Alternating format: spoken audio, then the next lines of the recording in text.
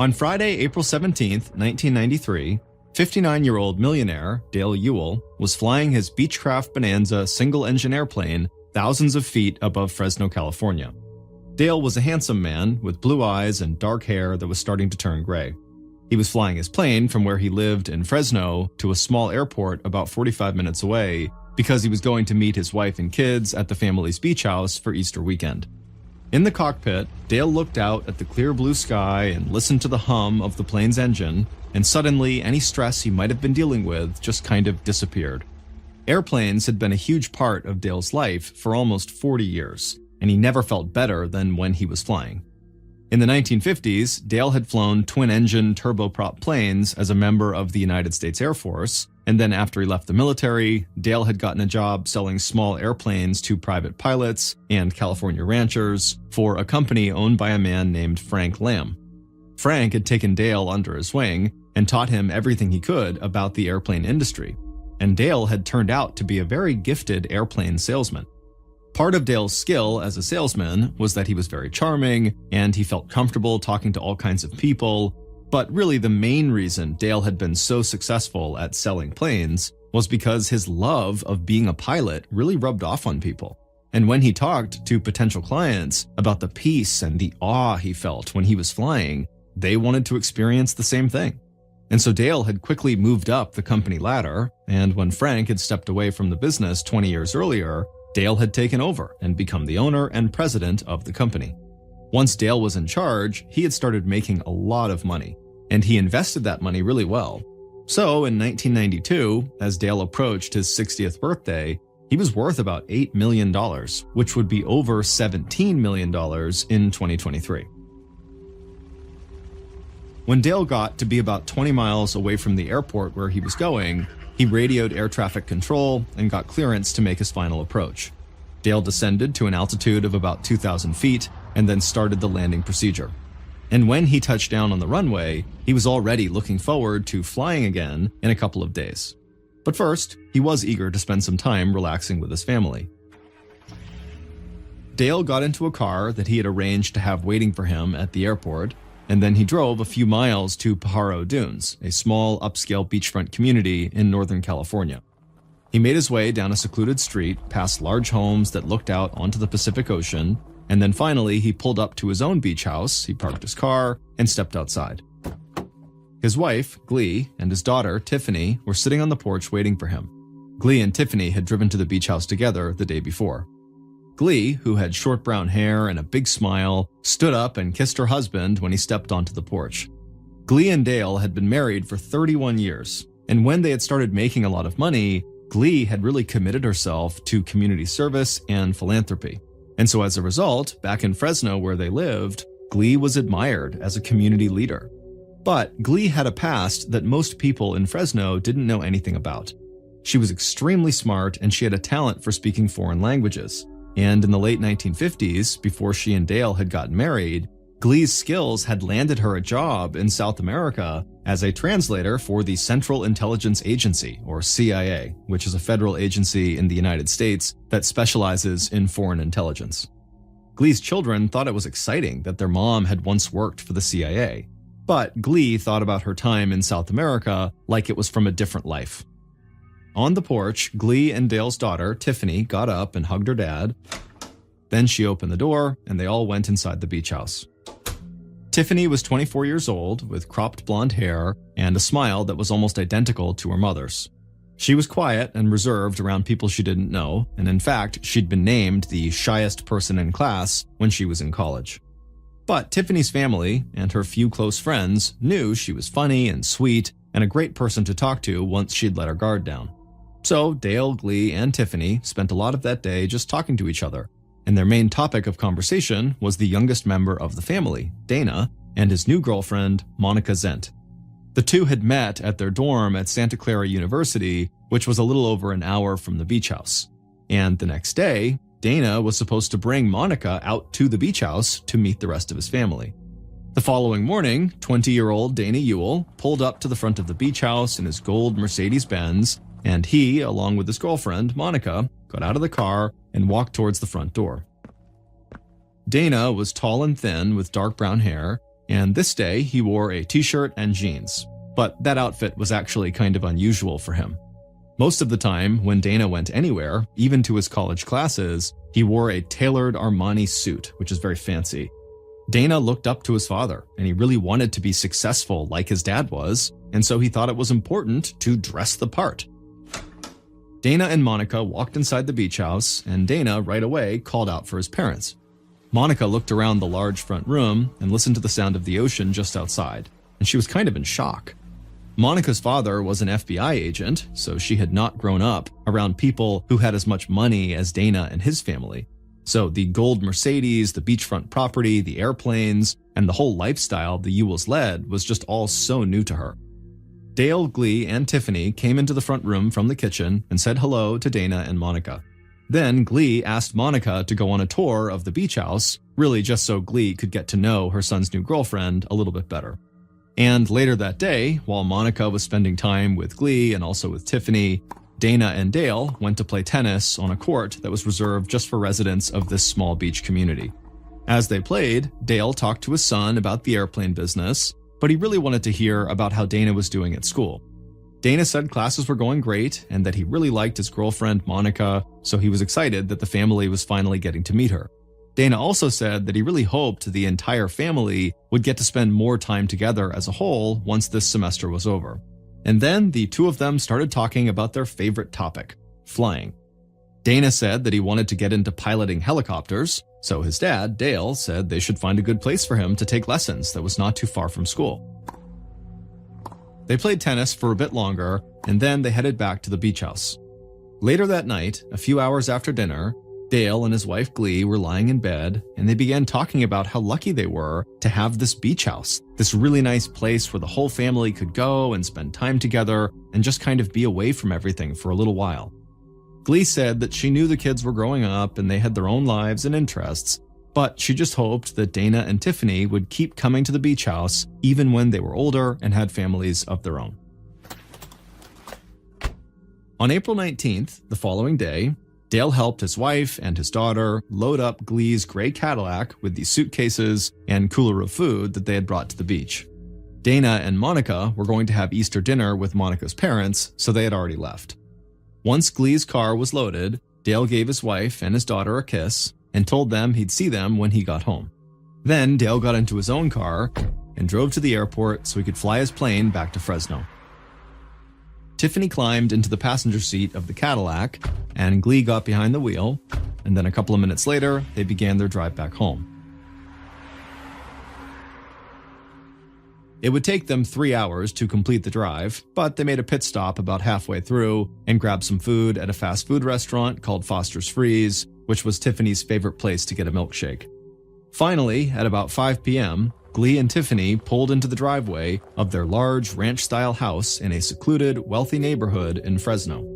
The house had a sprawling front yard that was beautifully landscaped with huge trees and a stone fountain in the center of the yard. Glee opened the garage door and pulled the Cadillac inside. Dale's car wasn't there, but that didn't surprise her. Even though the flight Dale had made was short, Glee knew he would spend some time at the airport making sure everything was all right with his plane. Tiffany got out of the car. She was carrying her drink from Foster's Freeze. Glee went around to the back seat, grabbed the cooler, and then followed Tiffany into their house. Once they were inside, Glee stopped to put the cooler down, but Tiffany kept on walking, and she disappeared down a hallway that led to the kitchen. Then, Glee thought that she heard something fall onto the floor down the hall, so she called out to Tiffany, but Tiffany didn't call back. So Glee walked into the hallway where Tiffany had just been, and when she did, she screamed, turned around, and started running. That night, Dana sat at the dinner table with his girlfriend Monica and her parents at Monica's parents' house. They had just finished a large Easter dinner, and Dana thanked Monica's parents for letting him spend the holiday with them. Then, not long after that, Dana and Monica drove back to their college campus in Dana's car. When they got to Dana's dorm room, he called home, but nobody answered. Dana thought it was odd that they were not picking up because he figured by now his family would be back from the beach, but Monica told him that they might have gone out for Easter dinner, or maybe they had all been worn out from the trip and just went straight to bed. But the following afternoon, Dana called home again after his classes, and there still was not any answer. So Dana called his father's office. And his father's assistant said that Dale had not checked in with her that day, but she thought it was possible that maybe Dale was just taking another day off after Easter. Dana said it seemed really strange to him that his dad had not even called the office to let her know. Dana finally hung up the phone, and then he went to find Monica in her dorm room. And as soon as Monica saw him, she knew something was wrong. Dana was pacing back and forth, and he had a really worried look on his face. Monica asked what was going on, and he told her that he still couldn't get a hold of his parents or his sister. Monica stood up and walked over to him and put her hands on his shoulders and tried to get him to calm down. And she said if he was really worried, he could totally call her dad because he was an FBI agent and he would know what to do. Dana said he really was worried, so Monica did call her father and then handed the phone over to Dana. Dana thanked Monica's dad for talking with him, and then he told him what was going on with his family. And Monica's dad pretty much immediately urged Dana to just stay calm, and then he also told Dana that, he would be happy to look around on his end to see if he could learn anything about what was going on with them. Later that day, Monica's dad would call Dana back. And even though he didn't have much information, what he did know was the Ewell's home security alarm company had not gotten any indication that the alarm had gone off or that anything out of the ordinary had occurred at the house. After hearing this, Dana did feel a bit more relaxed, and Monica would say to him that, probably he just missed his family at the house when he had called. Dana figured she was right, and he told her that he would just try to get a hold of them in the morning if they still had not contacted him by then. The next day at 9 a.m., so this was April 21st, 2 days after Glee and her daughter Tiffany had gotten back to their home in Fresno, the Ewell's housekeeper walked up to their front door, unlocked it with a key that she had, and she went inside. She was surprised that the alarm didn't beep when she walked in. The family was usually gone when she was there, and they almost always set the alarm when they left. So the housekeeper called out for Glee to see if she was home, but nobody responded. Then the housekeeper walked through the foyer into the living room that had high vaulted ceilings, and she got scared. Cushions from the couch were on the floor, and pictures had been pulled off the wall. The housekeeper called out to Glee again, but still nobody responded. And so the housekeeper took a breath and tried to calm her nerves, but when she walked into the hallway that led to the kitchen, she immediately screamed and ran back through the house out the front door, and when she got out there, she just happened to see a man walking towards her, and she began screaming out at him. The man tried to figure out what was going on. He would say that he was the Ewell's neighbor and that their son, Dana, had called him that morning because Dana was worried about his parents. The housekeeper just shook her head, started to cry, and pointed to the Ewell's front door. The neighbor would go inside, and he would see the house was a total mess. Then he too stepped into the hallway, and immediately he ran to the phone and dialed 911. A few minutes after that 911 call, the sound of police sirens cut through the quiet morning in the Ewell's wealthy Fresno neighborhood. Lead investigator John Souza of the Fresno County Sheriff's Department parked his car in front of the Ewell's house and stepped outside. It was a warm spring day, about 80 degrees Fahrenheit. Souza was short with dark hair and a thick mustache, and it was bright out, so he had his sunglasses on. From behind his glasses, he could see that the police sirens had already attracted a crowd. People up and down the street were now standing on their lawns, just staring over at the Ewell's house, wondering what was going on. Detective Souza saw the Ewell's housekeeper and their neighbor, who had called 911, standing outside.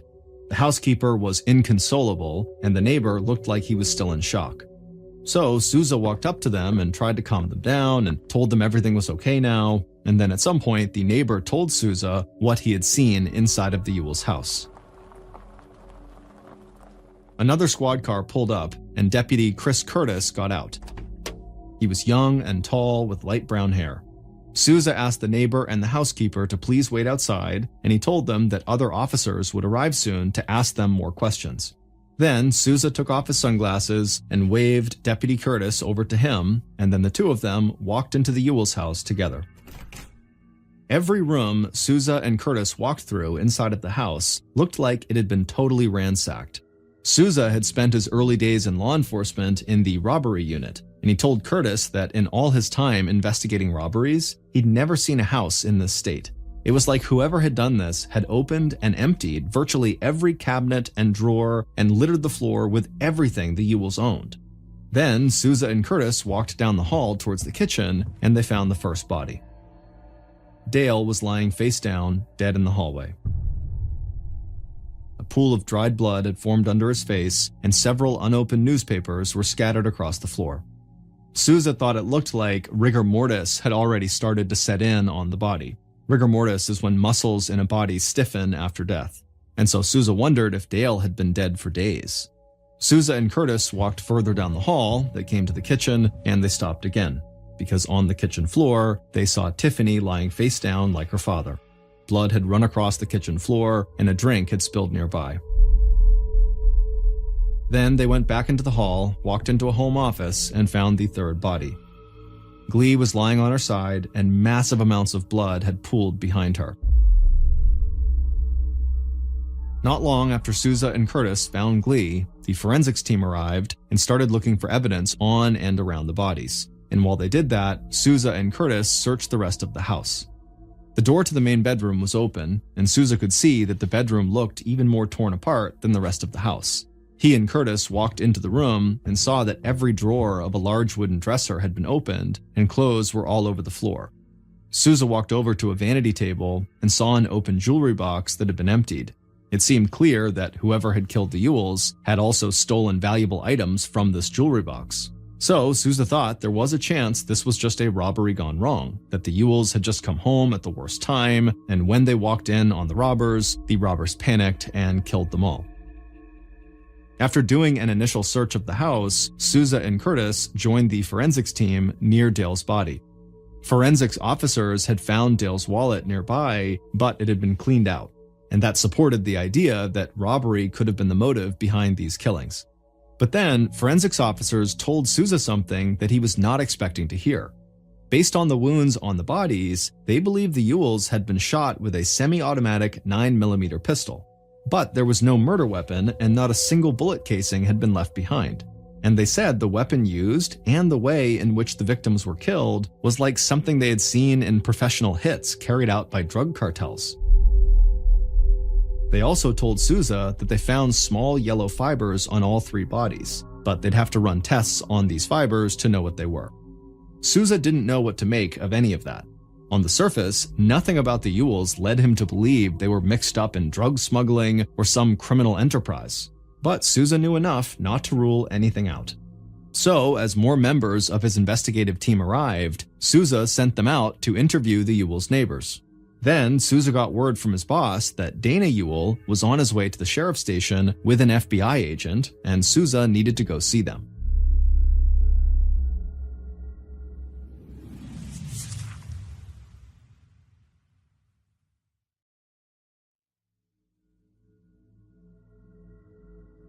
At around noon, so 3 hours after the bodies had been discovered, Dana sat with his girlfriend Monica and her father, the FBI agent, in a small office in the Fresno County Sheriff's Department. Dana had called his parents' neighbor to ask him to check on the house. After the neighbor found the bodies and called 911, he had called Dana back and told Dana he needed to come home right now. But when Dana asked what was going on, the neighbor just kept saying over and over that he just needed to come home. Right after that, Dana had found Monica, and they called Monica's dad, the FBI agent. Dana said he knew something had to be really wrong, even if the neighbor wouldn't say what it was. And so using his law enforcement contacts, Monica's dad found out what had happened, and he had called ahead to the Fresno Sheriff's Department to let them know that he and Dana would be there soon. Then Dana, Monica, and her dad had flown to Fresno and headed right to the Sheriff's Department. In the office, Monica held Dana's hand tight. Dana hadn't heard all of the details, but he knew his parents and his sister were dead. Detective Sousa and Deputy Curtis walked into the office, fresh from the crime scene. Sousa told Dana right away how sorry he was about what had happened. In a quiet voice, Dana asked if there was anything he could do to help. And Sousa said, well, I know your father was a wealthy businessman. Do you know if maybe he had any enemies in the corporate world? Dana looked up in surprise, and then looked at his girlfriend, and then over at her father, and then he looked up at Sousa and said as far as he knew, his dad did not have any enemies. They talked a while longer, and anytime Dana had questions about the investigation process, he would look to Monica's dad for help. Monica's dad and Sousa both explained that it could take a while to figure out exactly what had happened. So Dana said he would stay with his uncle, who lived close by, in case the police needed anything else from him. Sousa thanked them all for coming in and said he'd be in touch soon. But the following day, Dana would reach out to Sousa, and he would tell him that he really needed to speak to the police again. And when Sousa and Dana met for the second time in that same small office at the sheriff's department, Dana said he had not been completely honest the day before because he did not want to upset his girlfriend or his girlfriend's father. Sousa was a little thrown off by this, but he said he understood, and then he asked Dana to tell him anything that might help police in their investigation. Dana told Sousa that his father, Dale, did have one enemy that he was aware of, and his name was Frank Lamb, the man who had mentored his father and who had owned the airplane business before handing it over to Dale. Detective Sousa thanked Dana for coming back in and for being honest with him. And later that day, Sousa discovered that Frank Lamb had not just walked away from his company in the 1970s and sold it to Dale. It turned out Frank had been busted in a federal drug trafficking case, and when he got sent to prison for 3 years, Dale had swooped in and taken the company out from under him. A few days after the murder, Sousa and Curtis went to meet Frank at his house. Frank, who was very soft-spoken and polite, quickly welcomed the investigators inside. Frank said he'd read about the deaths of Dale and his family, and regardless of whatever bad blood had existed between them, Frank was sad to hear about what had happened. Sousa and Curtis pressed Frank about his connection to known drug smugglers that had landed him in prison back in the 1970s. Frank said he had no connection to any drug runners and that he had nothing to do with Dale's murder. Then he smiled at Sousa and said, Dale was very selfish and a very hard guy to work with, so I wouldn't be surprised if Dale had made a lot of people angry over his career. Sousa and Curtis left Frank's house with not much more to go on than what they had arrived with. Sousa didn't necessarily trust Frank, but the idea that Frank had waited 20 years to exact some kind of revenge on Dale didn't seem right to Sousa. Still, there were details at the crime scene that made it look like the murders could have been carried out by a hitman from a drug cartel. So Sousa didn't want to totally dismiss Frank as a suspect. But later that week, Sousa and Curtis made a discovery that seemed even more bizarre than the idea that the Ewells were connected to a drug smuggling operation. They found out that Glee had once worked for the CIA. Sousa reached out to the CIA, but the CIA was not forthcoming with many details. All Sousa learned was that Glee had been a Spanish translator in South America for the CIA over 30 years earlier. So all of a sudden, Sousa and his team wondered if Glee had been the target, and if the murders were somehow retribution for something she'd been involved in during her time in the agency. And that information about Glee's past somehow got out, and the media jumped all over it. Pretty soon, there were tabloid-style stories about the murdered millionaires with possible connections to international drug cartels and the CIA.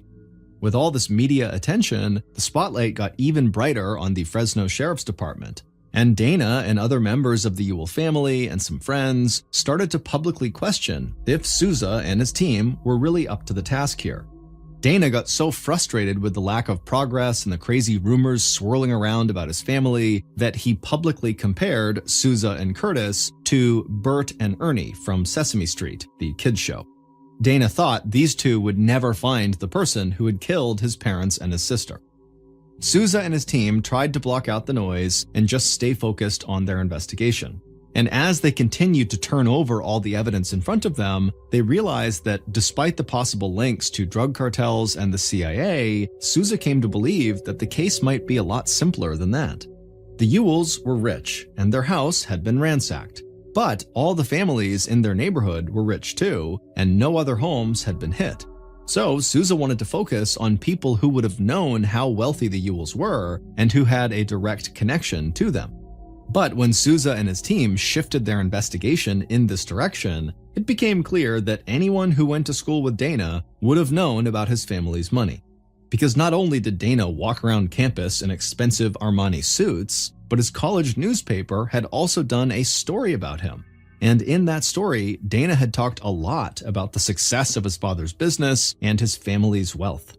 So Souza and his team reached out to some of Dana's friends at Santa Clara University, and a few of them said there was one person who police really needed to talk to, a recent graduate named Joel Radovich. They all said Joel was a loner and kind of a strange guy, and that he had always seemed a little obsessed with Dana. On May 8th, almost 3 weeks after the murders, Souza drove 2.5 hours from Fresno to Santa Clara to meet Joel Radovich. And when Souza had talked to Joel on the phone to arrange this meeting, he just got an odd feeling about him. Joel said he did not want police to come to his mother's house, so he would go to the motel where Souza was going to be staying. But that wasn't really what had grabbed Souza's attention. Before Souza had hung up, Joel asked him if he was going to be arrested. Souza had told Joel that, "No, I really just want to talk to you," but Souza did think it was very odd that someone would jump to the conclusion that they were being arrested right off the bat. Outside the motel, Souza saw Joel pull into the parking lot in his black Honda CRX car. Joel got out of the car and began walking over to Souza. Joel was 22 years old with bleached blonde hair. He wore a baggy long-sleeve shirt and baggy jeans.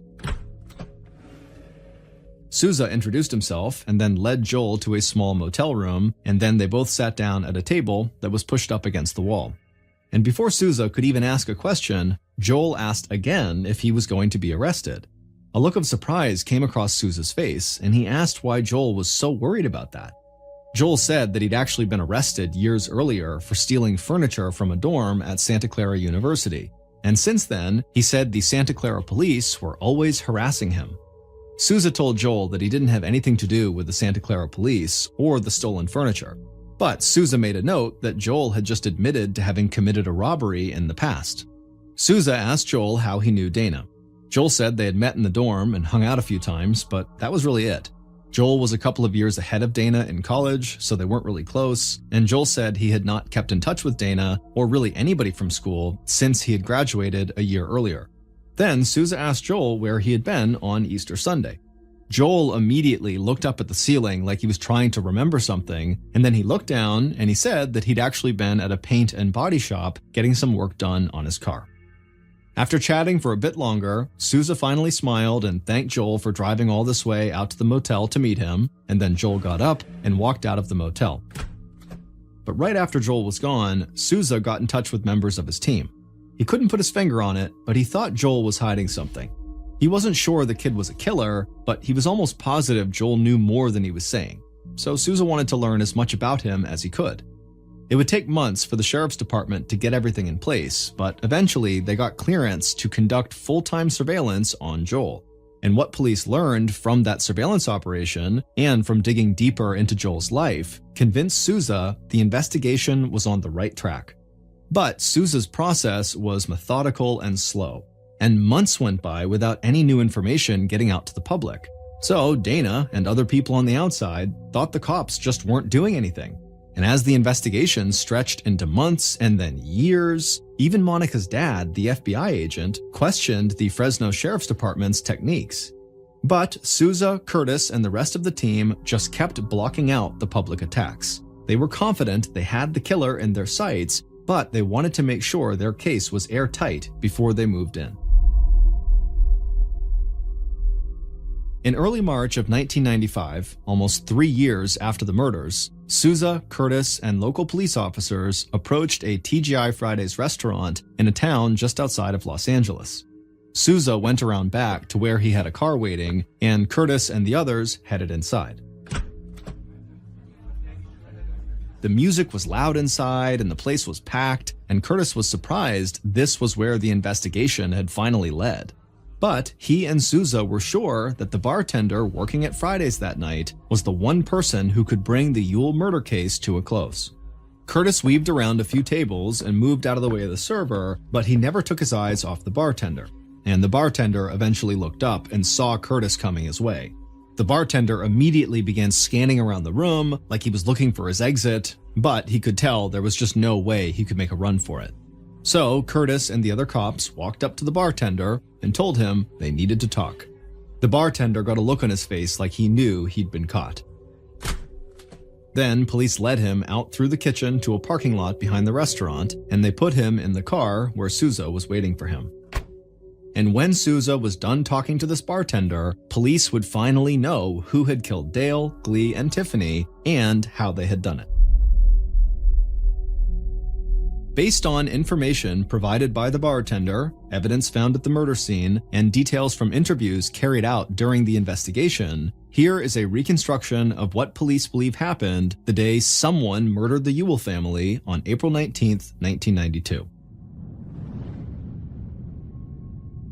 On the night of April 18th, so the day before the murders, the killer watched steam rise from their shower. While the hot water ran, the killer stepped into the shower and covered their body in shaving cream. Then they reached down with their right hand, grabbed a disposable razor from the side of the shower, and ran the blade over the hair on their left forearm. A few minutes later, they rinsed the razor off under the hot water, they bent down, and started shaving the hair on their left leg. The process took a long time, but eventually the killer had removed all of their body hair except for their eyebrows and the hair on their head. After they were done, they stepped out of the shower and dried off. Before sunrise on April 19th, the following morning, the killer got dressed in all black, wore a knit hat to cover the hair on their head, and slipped on a pair of latex gloves. The killer walked outside and put a large backpack as well as an unloaded semi-automatic 9mm gun in the back seat of the car. Then the killer drove to the Ewell's neighborhood. When they arrived, they drove past the Ewell's house and parked their car a few blocks away. They grabbed the backpack and the gun, got out of the car, closed the door, and moved quickly through the darkness to the Ewell's house. Once the killer got there, they walked around to the backyard that was surrounded by a low cinder block fence. They dropped their bag and the gun into the backyard and then climbed over the fence, they grabbed their things, and then ran to a small shed in the backyard and stepped inside. The killer had studied everything about the house, and they knew there was a spare key on the floor of the shed. So they pulled a flashlight out of their bag, they found the key, they grabbed it, and then darted across the yard towards the back door. The killer unlocked the door and walked inside. The house was dark, but the killer found their way to Dale and Glee's bedroom. They turned on the light, opened their backpack, and pulled out a large plastic sheet and unrolled the sheet across the floor. Then the killer put their gun down on the plastic sheet, they walked across the room to a jewelry box, they emptied it and put the stolen jewelry in their backpack. The killer then sat down on the plastic sheet, they reached into their backpack again and pulled out ammunition as well as a homemade silencer made with PVC pipe and several tennis balls that had been cut in half. The killer loaded their gun and attached the homemade silencer to it. Then they sat there on the plastic sheet and waited patiently for someone to come home.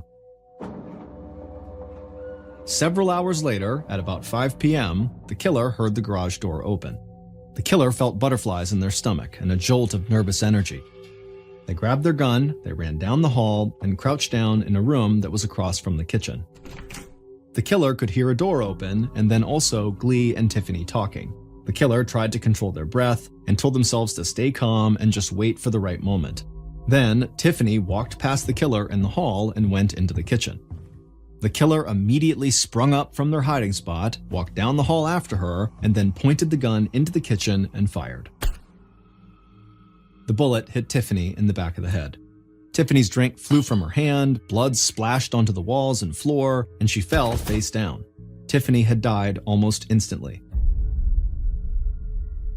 The killer heard Glee say something from another room, so they spun around in the hall. Then Glee came around the corner and saw the killer. Glee screamed, she turned and started to run away, but the killer fired off 3 shots in her direction, and Glee stumbled into the office nearby. The killer ran down the hall to the office and saw Glee lying on her side and bleeding, but she was still breathing, so the killer aimed and shot Glee just below the eye. The killer was breathing fast now. They walked away from Glee's body and went to hide in the room near the kitchen, where they tried to calm down and got ready to wait some more. About 30 minutes later, the killer heard the garage door open again. The sound of the door had made them tense up, and so they stood and raised their gun and got ready for the next killing. The killer heard Dale walk into the house, and then when Dale walked down that hallway right past the killer stepped out of their hiding place, raised their gun, and shot Dale in the back of the neck. Dale immediately crumpled to the floor, and newspapers he'd picked up from the front yard scattered all around him. Dale died in the hallway before ever seeing the bodies of his wife and daughter. The killer walked forward, kneeled down, and got a close look at Dale to make sure he really was dead. Satisfied, the killer grabbed Dale's wallet out of his pants pocket, slipped Dale's cash and credit cards into their own pockets, and then dropped the wallet back on the floor. Then the killer rushed through the house, emptying drawers and cabinets, knocking stuff off of tables, and trying to make the scene look like a random burglary as much as possible. Then the killer ran to the main bedroom, rolled up their plastic sheet, and put it in their backpack. Then they walked out of the house through the backyard, put the key back where they had found it in the shed, and climbed over the fence away from the property. The killer did their best to move fast through the neighborhood without drawing any attention to themselves. They made it back to their car, they hopped in, and they sped away.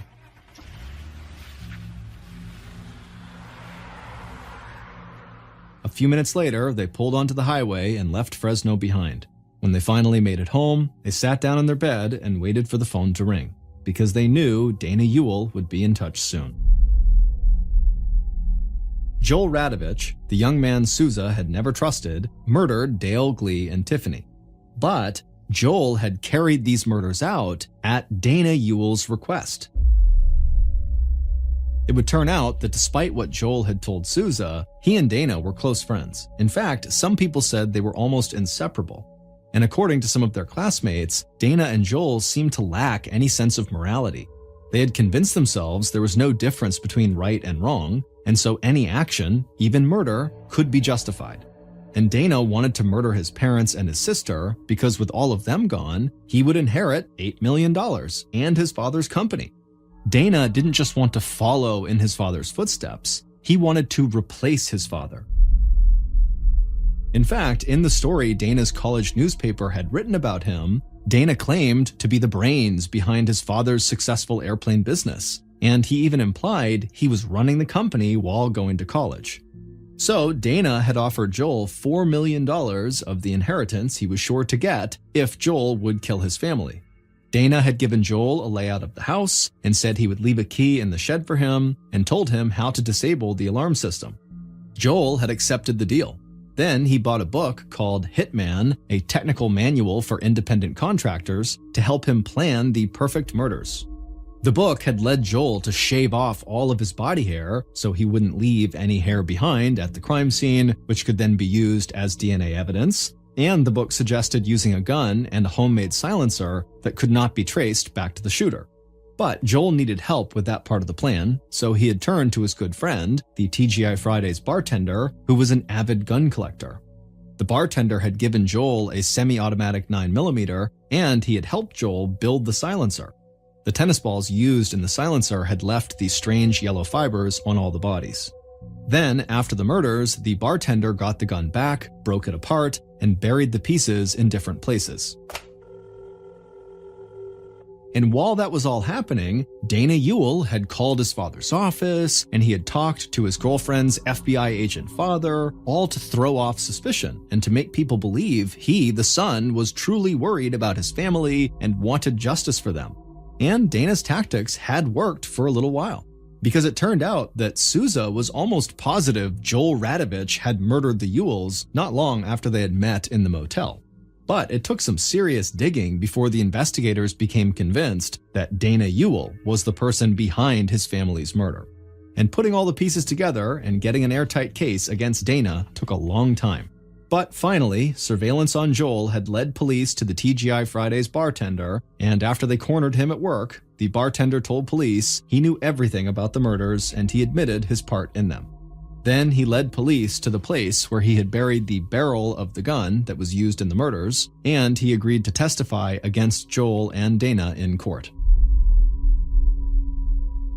The bartender was ultimately granted immunity for his testimony, and as of 2023, he works as an attorney in California. As for Joel and Dana, they were convicted of first-degree murder and sentenced to life in prison without parole. Dale, Glee, and Tiffany are all buried next to each other in Fresno. The epitaph on all three of their headstones reads, "Together Forever." It was late in the afternoon on November 18th, 1942. A cook named Mickey McKillop opened the lid of a giant metal vat, then asked his volunteer sous chef, 27-year-old George Nosen, to carry it over to an industrial oven. Mickey and George were starting to prepare dinner for almost 500 patients across 5 wards at the Oregon State Hospital, a public mental facility for psychiatric patients. Tonight's menu was scrambled egg yolks and toast, and Mickey, along with his boss, Mary O'Hare, were the only 2 cooks on duty. The hospital had been understaffed for a year now, ever since the United States entered World War II. Many members of the nursing staff had left to volunteer for the war effort. During the day, there was about 1 attendant for every 16 patients, but at night, that number swelled to 1 attendant for every 150 patients. Mickey and Mary were so desperate for help in the kitchen that they had started asking trustworthy patients to help them prep for each meal. And one of those trustworthy patients was Mickey's volunteer sous chef, George Nosen. George placed a frozen 16-pound canister of eggs onto the countertop beside the oven. Mickey liked George, and he felt a little sorry for him too. George's parents had originally brought him to the hospital for help with his epilepsy, which is a disorder of the brain characterized by repeated seizures. At this time, people were just beginning to understand how epilepsy actually worked. George's parents most likely saw it as a mental condition, which is why they brought him to the state hospital. They probably didn't think he was crazy, they just wanted help with getting his seizures under control. But during George's initial evaluation, the staff psychologist would diagnose George with paranoid schizophrenia, and then they had George involuntarily committed for life. Mickey didn't understand how that was possible. He'd never seen George hallucinate or get aggressive like the other patients with schizophrenia, but there was nothing he could do about it. And if he was being honest with himself, he was glad to have someone so mild-mannered and easygoing to help him in the kitchen. Mickey yanked the lid off the canister that George had just set down, revealing hundreds of thawing egg yolks. These days, a lot of the hospital's food supply came from federal surplus deliveries, since the government was rationing food to help the war effort. The egg whites were used in food that was sent overseas, and hospitals stateside got the leftover yolks. It was time to start cooking, so Mickey dumped out the canister into the metal vat. He repeated the process 2 more times until the stovetop was crowded with thawing eggs. He handed George a cup and asked for water, and then he lit the stovetop so the eggs would warm faster. He let George dump the water into the vat, then the 2 of them started slicing bread loaves. Once they were done, Mickey turned on the oven and laid all the bread slices across the metal grates to be toasted. Then he turned his attention back to the eggs. They were finally thawed, so Mickey asked George to grab some powdered milk. It was the only thing that made the egg yolks creamy enough to scramble. As Mickey stirred the eggs, he sent George to fetch something else, postum powder, a caffeine-free coffee substitute they'd been getting from the government over the past year. Mickey even let George mix the drink himself. He'd never let a patient touch an actual dinner item before, so Mickey took a quick sip just to be safe. The postum tasted like chalk, which meant it was made correctly. He clapped George on the back and told him he'd done a great job.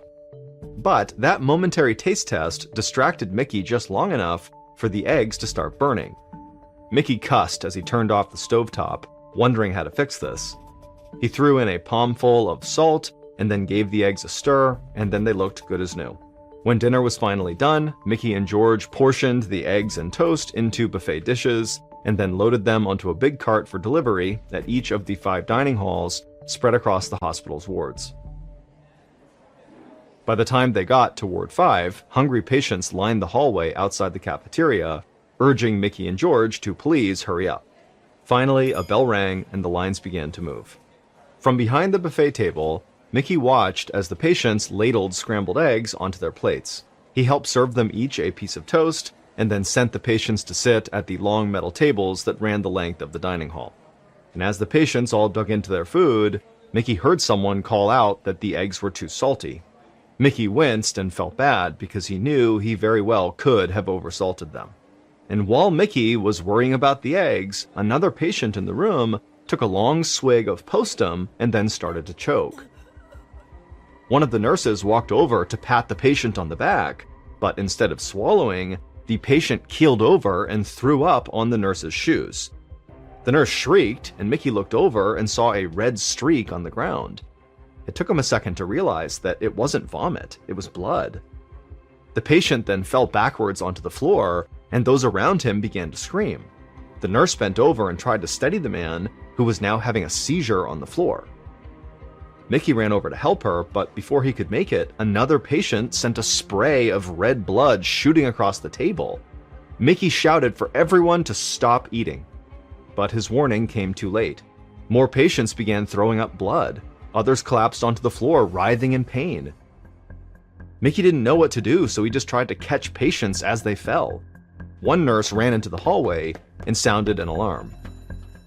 Mickey stooped over a patient who was clawing at his own face, saying he couldn't feel it. His lips were swollen and blue. He tried to help the man return to his seat, but the man collapsed back down to the floor and started saying that his legs were paralyzed. Mickey was totally horrified, and his hands trembled with fear, and he had no idea what could cause this terrible reaction people were having. Dr. William Lidbeck had just finished dinner when his phone rang at his home on the hospital grounds. When he picked it up, all he heard on the other end was screaming and shouting. Then a panic-stricken nurse got on the line and begged him to run up to the hospital. Patients across 4 of the 5 wards were collapsing, they were vomiting blood, and now losing feeling in their faces and limbs. Dr. Lidbeck dropped his fork, ran out his front door, and tore across the lawn, heading for the side entrance of the main hospital building, 100 yards from his cottage. With every step, the screaming he could hear grew louder. It sounded like every patient inside of the building was in agony. Moments later, the doctor flung the door open and stepped into the hallway, and the scene that greeted him was horrible. The hallway was full of patients sitting on the floor with their backs up against the wall, coughing blood into their laps. One man had been strapped to a gurney in the hallway, spasming wildly, blood running down the front of his shirt. His entire mouth was swollen and drool collected at the side of his lips. A nurse ran into the hallway and beckoned Dr. Lidbeck to come quickly. He followed her through a doorway into the cafeteria, where he saw dozens of patients writhing on the floor. The nurse that Dr. Lidbeck had followed dashed ahead of him. She knelt down beside one of the patients and started spoon-feeding him baking soda. Dr. Lidbeck caught up to her and asked what was going on. She admitted that the nursing staff had no idea what had caused this outbreak, but it had started right after the patients had begun their dinner. She didn't know how to reverse it, but she was just hoping that baking soda would help alleviate their stomach pain. The entire staff was running around in complete panic, trying to manage symptoms. Dr. Lidbeck took a deep breath and tried to push down his rising fear. He'd never dealt with sudden illness on such a massive scale, but he knew that he couldn't do anything without the proper equipment.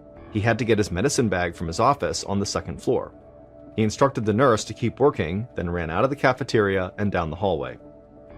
He turned the corner into the 3rd ward, where the scene was exactly the same. It was full of patients covered in their own blood, writhing on the floor. Dr. Lidbeck had always prided himself on having a steely stomach, but this felt unbearable to watch. He rushed through the hallway, stepping over sick patients as he went, and ran up the stairs to the 2nd floor. But as he left the stairwell, he stopped dead in his tracks. The atmosphere in this ward was completely different. The hallway was empty. If it weren't for the screams echoing from downstairs, it would almost feel peaceful. As he walked past open doors, he saw all the patients tucked in their beds. They looked scared, but seemed to be otherwise fine. Dr. Lidbeck was confused. How was this ward so calm when the rest were full of chaos and vomiting patients? A door opened at the end of the hallway, and the ward's head nurse, Allie Wassel, stepped out and walked toward him. Dr. Lidbeck thought she looked really pale. The nurse seemed very relieved to see Lidbeck, and she would tell him that she thought there had to be something wrong with the eggs from dinner. She said she had taken one bite and they had tasted so spoiled that she ordered all her patients not to eat them, and so her patients were fine, but she had been throwing up ever since. A chill ran through Dr. Lidbeck.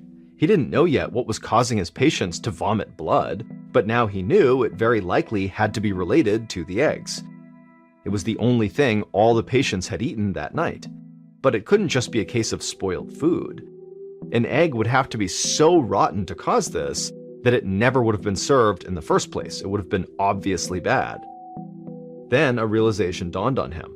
If the eggs themselves were fine, it meant that something else had been put in the eggs that night. He was glad that Nurse Wassel had not eaten more of them. Dr. Lidbeck told the head nurse that if she started feeling worse, to please come find him right away, and then the doctor ran back downstairs to tend to the sick patients. As Dr. Lidbeck went down a hallway, he passed by the hospital morgue. A nurse was wheeling a covered stretcher inside. One of the patients had died. Dr. Lidbeck's blood ran cold, but he didn't have time to stop and mourn. There were hundreds of other patients still waiting for treatment, and so he didn't have a moment to lose.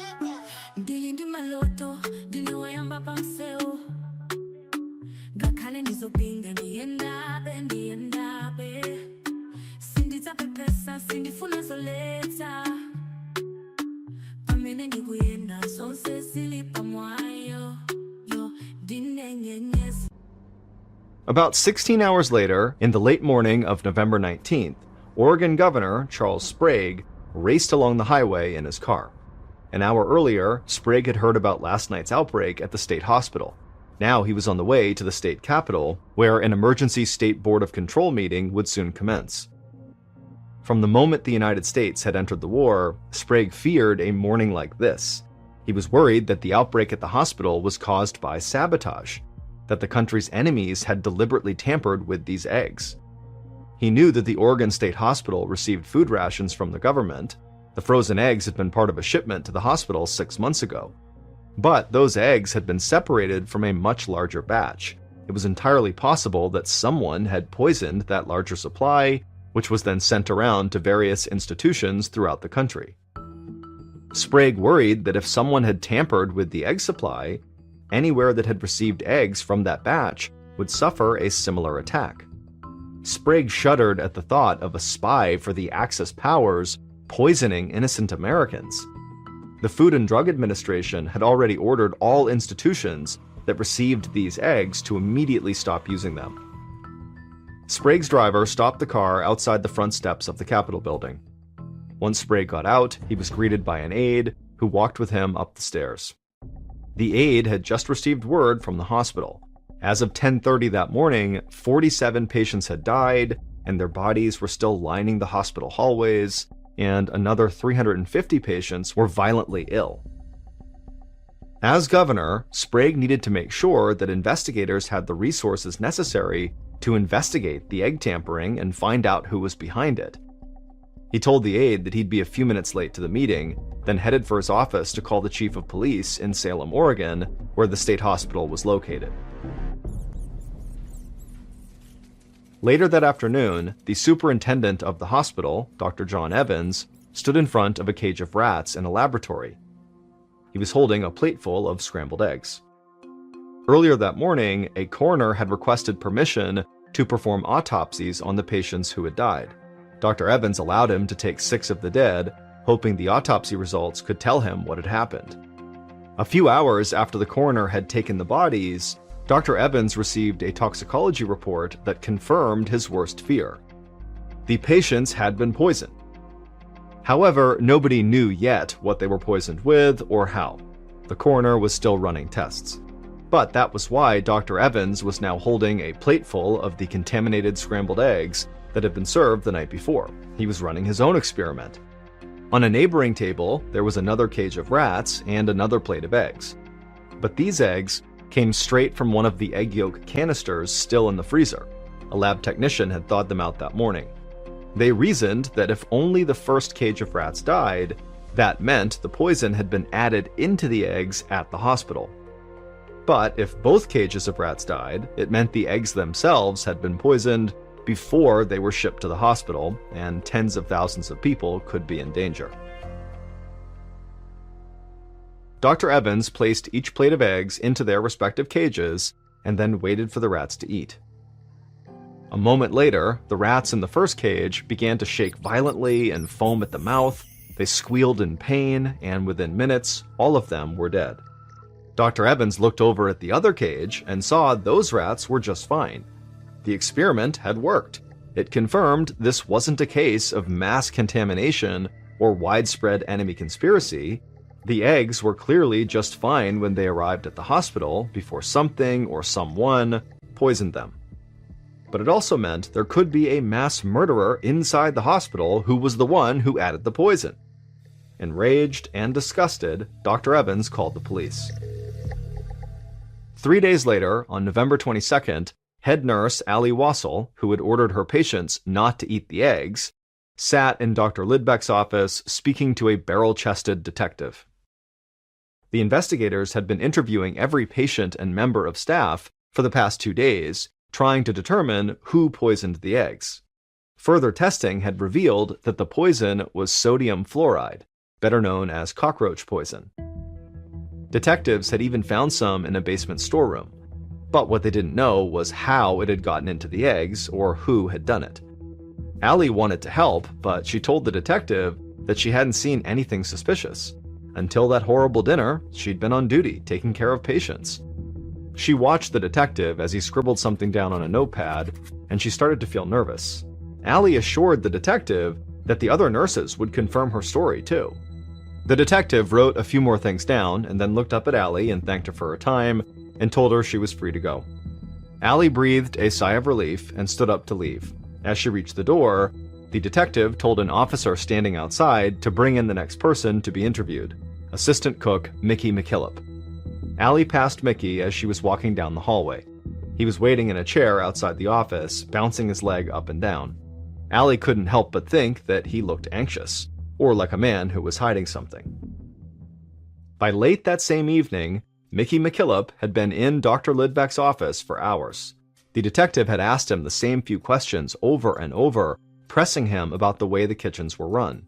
Mickey thought he'd kept his story straight, but he'd told it so many times now that it was hard to be sure, and he knew he was likely starting to confuse the details. All Mickey wanted to do was sleep. He had a migraine that was making it hard to focus, but every time he closed his eyes, the detective would shake him awake.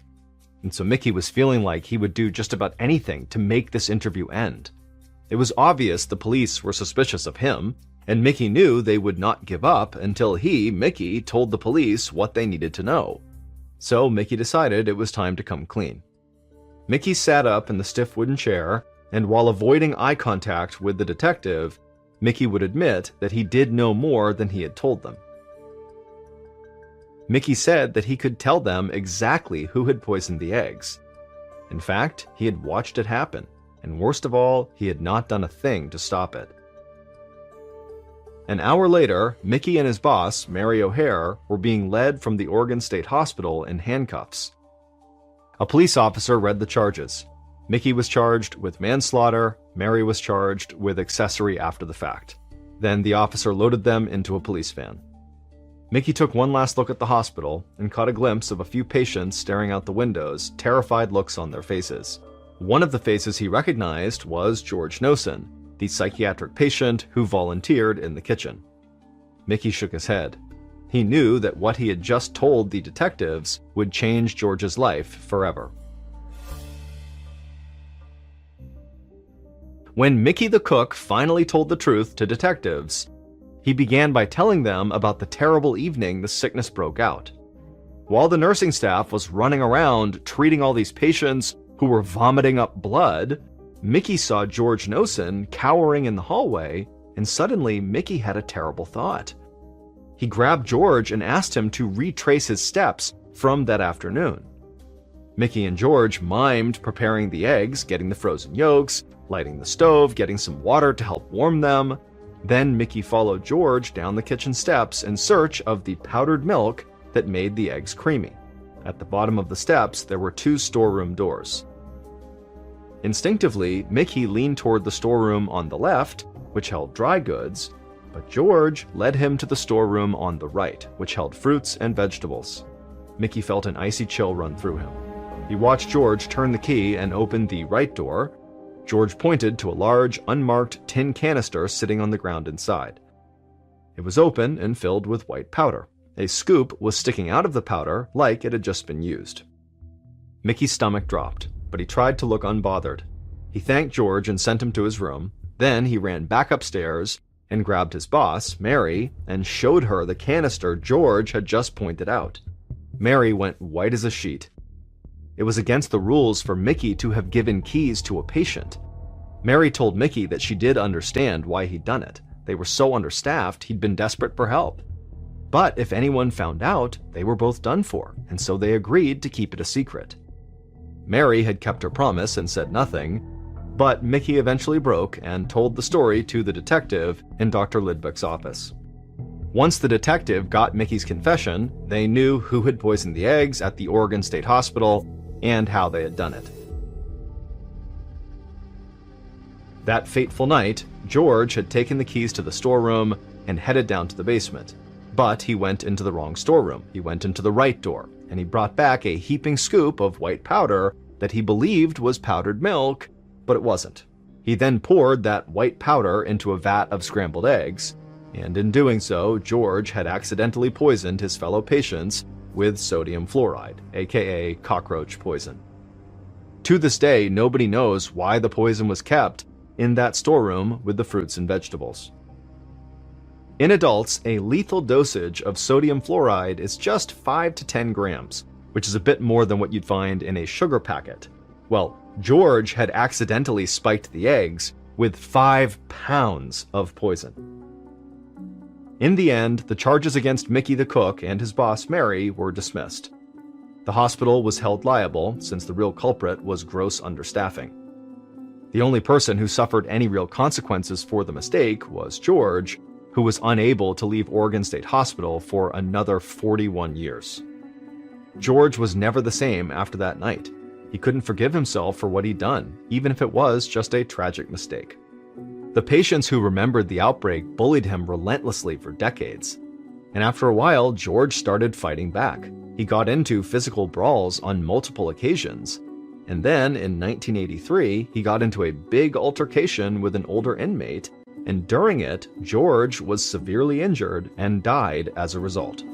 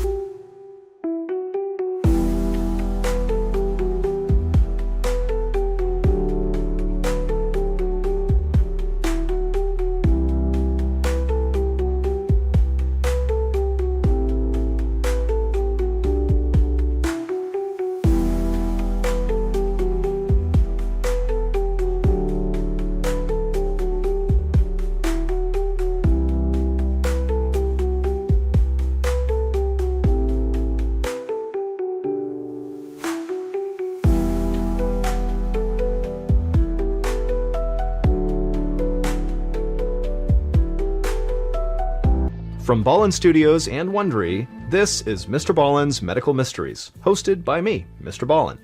A quick reminder, the content in this episode is not intended to be a substitute for professional medical advice, diagnosis, or treatment. This episode was written by Aaron Lan. Our editor is Heather Dundas. Sound design is by Ryan Potesta. Coordinating producer is Sophia Martins. Our senior producer is Alex Benedon. Our associate producers and researchers are Sarah Vitak and Tasia Palaconda. Fact-checking was done by Andrew Rosenblum. For Ballen Studios, our producer is Alyssa Tomanang. Our head of production is Zach Levitt. Executive producers are myself, MrBallen, and Nick Witters. For Wondery, senior managing producer is Ryan Lohr. Our head of sound is Marcelino Villapando. Our producer is Julie Magruder. Senior producers are Loredana Palavoda and Dave Schilling. Our executive producers are Aaron O'Flaherty and Marshall Louis for Wondery.